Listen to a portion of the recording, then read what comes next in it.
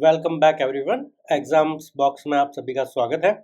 Now आज जो हम बात करने वाले हैं that is what are SQL commands.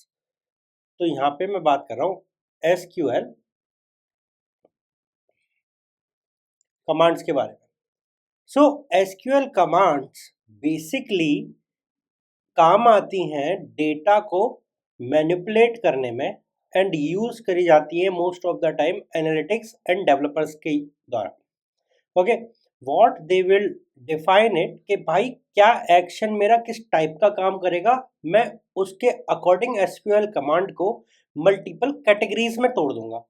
So first category is DDL। So DDL stands for data definition language. So data definition language कहता है कि मैं जब डिजाइन कर रहा हूँगा डिजाइन द डेटाबेस स्ट्रक्चर, तो मैं यूज करूंगा DDL कमांड्स। सो किस टाइप की कमांड होंगी ये? Such as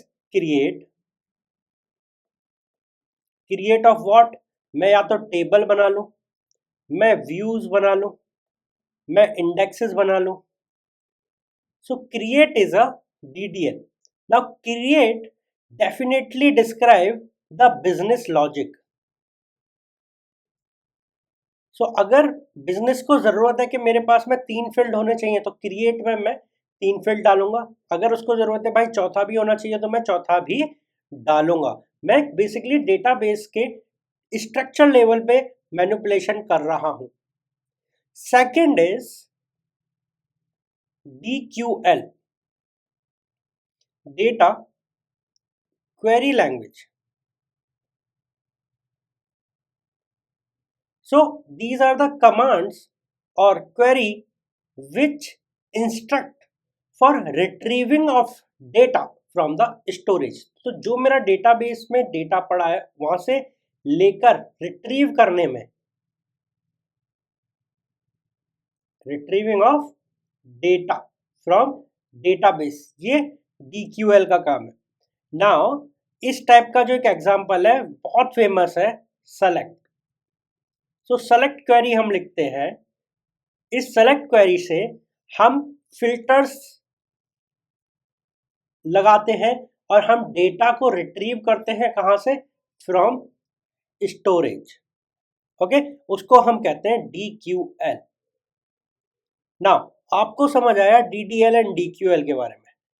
then third is DML। DML stands for data manipulation language.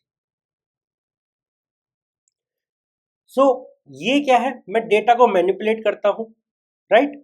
या तो मैं कोई नई इंफॉर्मेशन लिखूं या मैं एग्जिस्टिंग इंफॉर्मेशन को मैनिपुलेट कर दूं, दोनों ही कंसीडर करे जाएंगे DML में। इसका बेसिक एग्जांपल ले सकते हैं मैं जब इंसर्ट करूं। तो जो मेरी इंसर्ट कमांड है वो मेरी one of the manipulation command है। यहाँ पे हम क्या कर रहे होते हैं, हम न्यू रिकॉर्ड DB में डाल रहे होते हैं और जब मैं अपडेट चलाता हूं तो अपडेट कमांड एग्जिस्टिंग रिकॉर्ड को ढूंढती है, उसमें फिर चेंजेस करती है। सो ये दोनों ही मेरी DML का पार्ट है। तो आपको समझ आना चाहिए DML काम कैसे करता है, ठीक है? तो डेटा मैनिपुलेशन कहाँ का हो रहा है? या तो मैं नया डेटा डालूं या मैं एग्जिस्टिंग डेटा को मॉडिफाई करूं इनसाइड अ रिलेशनल डेटाबेस। तो ये क्या है? DML। Fourth is DCL, data control language. So data control language is majorly used by the administrators। ये एडमिन्स द्वारा यूज करी जाती है to grant access of database और एक्सेस ऑफ टेबल्स, कि भाई कौन सा यूजर क्या कर सकता है, उस टाइप की चीजें यहां से कंट्रोल की जाती है। तो लास्ट वीडियो को अगर आप विजिट करोगे, मैंने बताया था पार्सर का काम होता है करेक्टनेस चेक करना और ये पता करना क्या ऑथराइजेशन है या नहीं।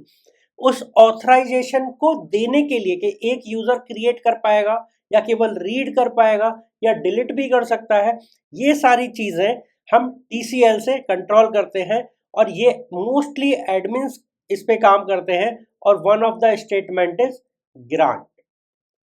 यहाँ पे one of the statement is grant. तो grant command to permit certain applications और applicants to manipulate one or more table.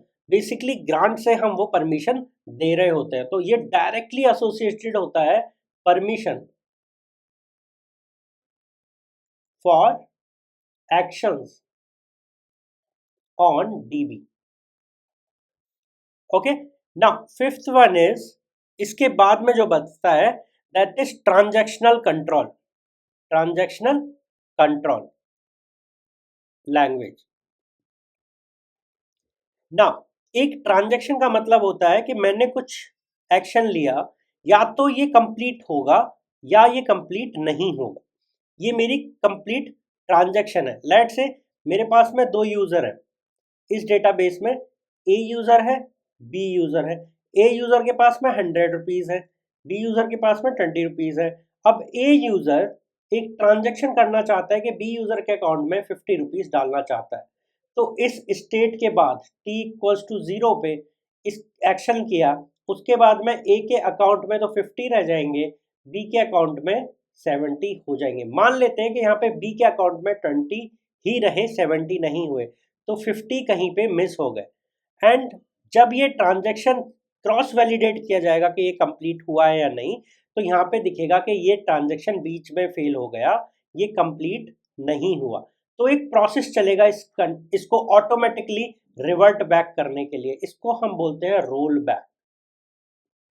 This roll back is a transactional control language command.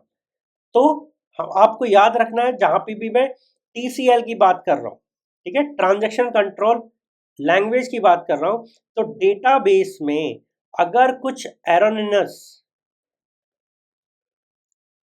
Transactions हो जाते हैं तो मैं ऑटोमेटिकली चीजों को रोल बैक करूंगा। That roll back comes inside the TCL transactional control language command. तो ये 5 कैटेगरी मैंने आपको बताई, आपको याद रखनी है DDL, DQL, DML, DCL and TCL। ये 5 कैटेगरीज हैं। किस कैटेगरी का क्या काम है वो आपको स्पेसिफाई कर दिया गया है। नाउ नेक्स्ट लेक्चर से हम मेजरली फोकस कर रहे होंगे DQL के बारे में। सबसे पहले हम DQL को पकड़ेंगे और देखेंगे DQL काम कैसे करता है। बेसिकली मैं स्किप कर रहा हूँ DDL, ठीक है, अगर आप चाहते हो तो मैं उसको पढ़ा भी सकता हूँ, बट अभी के लिए मैं उसे स्किप इसलिए कर रहा हूँ कि थोड़ा इंफॉर्मेशनल एंड लॉजिकल डिटेलिंग यहाँ पे DQL में होती है। DDL डायरेक्ट है कि मुझे क्या क्रिएट करना है, तो क्रिएट की कमांड चला दी, ठीक है, क्रिएट व्यू करना है, टेबल करना है, तो ये कमांड जब मैं बेसिकली प्रैक्टिकल करा रहा हूँ मैं वहाँ पे कवर कर लूँगा। इसलिए मैं थ्योरेटिकली आपको DQL में इनिशिएट कर रहा हूँ अपने आप से कि भाई मैं DQL पढ़ाना शुरू करता हूँ। धीरे धीरे करके जब हम डेटाबेस में पहुँचेंगे तब तक हम DDL भी कर चुके होंगे। सो मैं गारंटी करता हूँ कि पहली DQL क्वेरी लिखने से पहले आप DDL क्वेरी लिख चुके होंगे ऑन द डेटाबेस। तो नेक्स्ट वीडियो में हम कोशिश करेंगे कि हम अपना डेटाबेस सेटअप कर लें एंड हम स्टार्ट कर दें डेटाबेस क्रिएशन। एंड उसके लिए मैं थ्योरेटिकल पार्ट नहीं लूँगा, वो आपको प्रैक्टिकली यहाँ पे DDL में समझा दिया जाएगा कि भाई कैसे क्रिएट करते हैं, क्या क्या चीज़ें हमें ध्यान रखनी होती हैं, हम टेबल्स कैसे क्रिएट करेंगे, व्यूज़ कैसे करेंगे, इंडेक्स कैसे करेंगे। इंडेक्सेस का क्या काम है वो आगे मैं आपको बताऊंगा, प्राइमरी इंडेक्स, सेकेंडरी इंडेक्स, ये डेटाबेस के अगले चैप्टर्स हैं। व्यूज़ में भी हम आगे डीप डाइव कर सकते हैं, बट अभी मेरा मेजर फोकस होगा टेबल्स के बारे में। तो हम टेबल्स कैसे क्रिएट करते हैं वो चीज़ अभी सीखेंगे नेक्स्ट लेक्चर से। चलिए मिलते हैं नेक्स्ट वीडियो में।